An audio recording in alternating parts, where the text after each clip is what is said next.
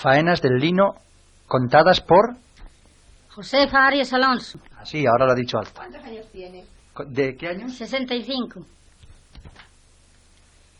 Primeiro se sembra la llenaza, despois ara con arao de madeira, despois a chana con un rastro de madeira, despois se vai a xixar, a regarlo, despois se arrinca, se lleva pa ladeira, se ripia en un ripio de madeira,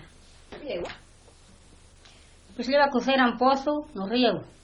Después está 8 días cociendo.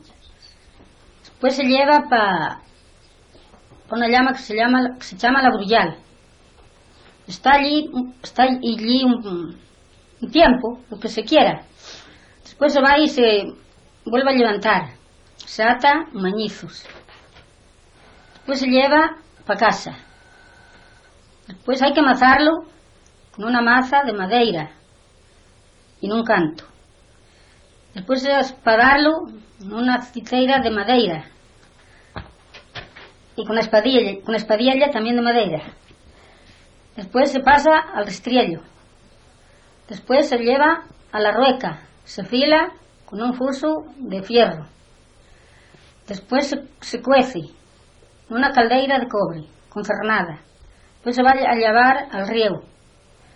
Despois de que secas se devana la madexa en gorgollos, nunha devanadeira.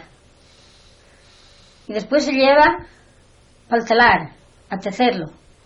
Despois de que viene, se cura tamén no río. Despois se fan las camisas, os calzoncillos e las sábanas para dormir nellas.